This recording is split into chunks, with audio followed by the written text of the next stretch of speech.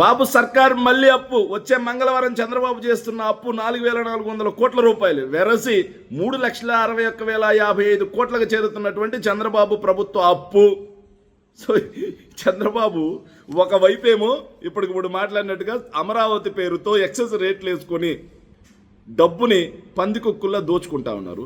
మరోవైపేమో రాష్ట్ర సంపద ఆవిరైపోయింది. సంపద సృష్టిస్తా అన్న సంపద కాస్త ఆవిరైపోయింది. ఇంకోవైపేమో అన్ని వర్గాలు రోడ్డెక్కే పరిస్థితి.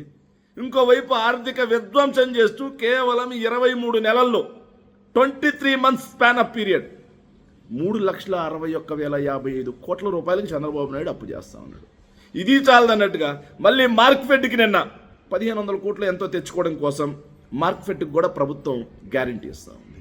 ఇలా ఈ రంగం ఆ రంగం అని లేకుండా, ఈ కార్పొరేషన్ ఆ కార్పొరేషన్ అని లేకుండా అన్ని కార్పొరేషన్ల ద్వారా బడ్జెట్ లోపల బడ్జెట్ బయట 3,61,055 కోట్ల రూపాయల కంటే దాదాపుగా నెలకి 15,698 కోట్లు, రోజుకి 523 కోట్ల లెక్కన చంద్రబాబు నాయుడు గారు అప్పు చేసుకుంటూ రాష్ట్రాన్ని అప్పుల ప్రదేశ్గా మార్చేశారు. రాష్ట్రాన్ని మరో సౌత్ సుడాన్, సోమాలియా, పాకిస్తాన్లా మార్చేశారు. మంగళవారం వస్తే ముష్టెత్తుకొని క్యూలో నిలబెట్టేలా తయారు చేశారు. సోమవారం పోలవరం అయినట్టుగా మంగళవారం అప్పుల వారం అయింది వీళ్ళకి. సోమవారం పోలవరం అని చెప్పేసి ఆ పోలవరం ఏటీఎంలో వాడేసుకుంటారు. మంగళవారం అప్పుల వారం అని చెప్పేసి ఆ ఏటీఎంలో వాడుకోవడం కోసం వెళ్ళి అప్పులు తెచ్చుకుంటారు. ఒక్క మెడికల్ కాలేజ్ కట్టడానికి 520 కోట్లు. ఆ 520 కోట్లు ఒక్కరోజు వీళ్ళు అప్పు చేసేస్తా ఉన్నారు.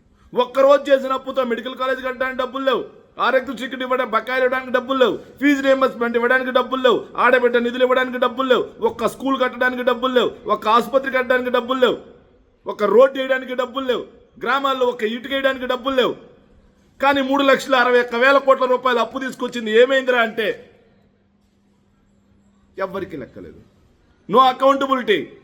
అప్పులను కూడా దాచేస్తా ఉన్నారు. బడ్జెట్లో కాగ్గు కూడా లెక్కలేవ్వకుండా దోచేస్తా ఉన్నారు. అమరావతి లాంటి నిర్మాణాల పేర్లు చెప్పి పందికొక్కుల్లా దోచుకో, పంచుకో, తినుకో అనే విధంగా ఈ ప్రభుత్వం నడిపిస్తుంది. ఒకవైపు ఆర్థిక విధ్వంసం, ఇంకోవైపు వెచ్చలవిడి దోపిడి. వెరసి రాష్ట్రం ఏమైపోతుంది అనేది కూడా ఇప్పుడు కదా నిజంగా రాష్ట్రం 50 సంవత్సరాలు వెనక్కి వెళ్తుంది అనేది కూడా మేధావులు ఆలోచన చేస్తున్నటువంటి అవసరం ఉంది.